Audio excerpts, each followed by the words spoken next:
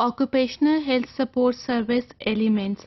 Now there are number of elements that make up the occupational health support service, and these elements are pre-placement medical evaluation, vaccines, periodic medical evaluation, medical support for occupational illnesses and injuries, as well as we will talk about the occupational health settings, especially in the biosafety lab 4.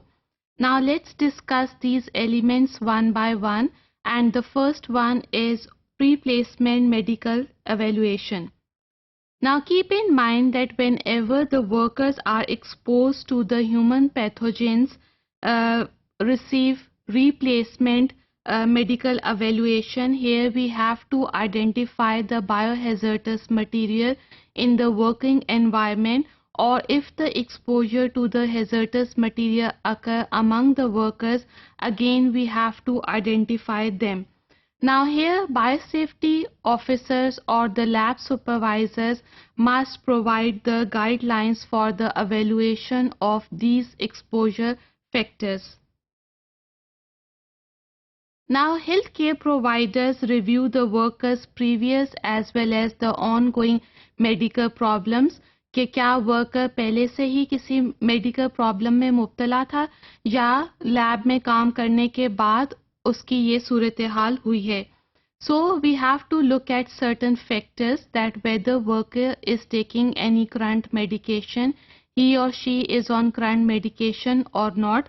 Then we have to look at the history of allergies, that whether he is facing any allergy form or it is genetically inherited. Then the worker is dealing with the animals or not in the lab, as well as we will talk about the environmental proteins and the immunization history of the worker as well. Now it is very important to review the pre-existing medical records that tells us about the fitness of the medical worker, that whether he is medically fit to work in the biomedical research areas or not. اور اگر pre existing medical records unavailable ہیں یا ان میں information پوری طرح نہیں ہے، then we have to perform the targeted medical exam. اس کے علاوہ فزیکل ایگزامینیشن کی بھی ضرورت پڑ سکتی ہے، لیکن it is very much rare. Now healthcare providers have to follow certain review steps in case of any accidental spillage or in case of any injuries, جس کے ذریعے ورکر پیتھوجنس کو ایکسپوز ہو سکتا ہے. Now such visits are very important as they determine or establish a link between the healthcare providers and the workers. Now when occupational exposure to human pathogen occur and it is identified as a risk, then we have to measure the risk significance as well as the risk factors involved. So workers should deal with the sample very carefully. For example, samples can be in the form of serum, plasma, blood, cerebrospinal fluid, or in the form of urine. So for example, we are dealing with the dengue fever patient and the sample is serum, then we have to store it at -20 degrees centigrade and we have to thaw it before performing any serological test. But thaw freezing and then freezing thaw is not required too many times when we are dealing with such samples. Now keep in mind that immunodeficient people cannot work in the biomedical research areas.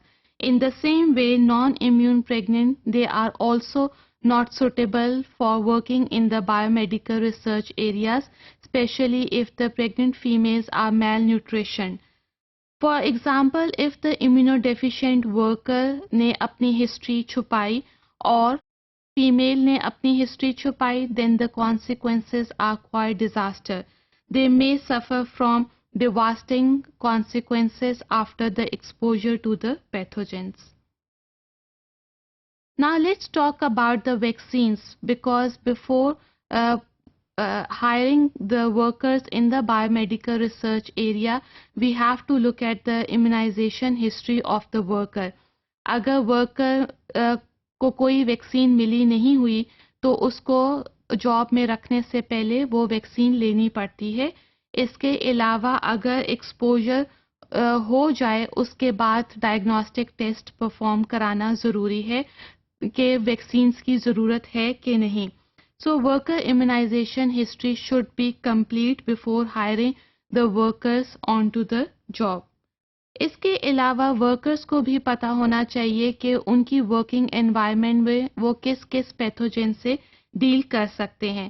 Now sometimes occupational exposure to such pathogens occur جن کے لیے commercial vaccine ابھی تک available نہیں ہے. اس صورتحال میں ہم ورکرز کو امیونائز کرتے ہیں through serum immune serum preparation and the second way is the use of label use. For example, if we are dealing with the vaccines in a preclinical or in a clinical stage, then the phase 4 of the clinical trial is suitable for immunizing the workers. So this is somewhat investigational and we can make use of off-label use as well in order to provide safer and healthier environment to the workers.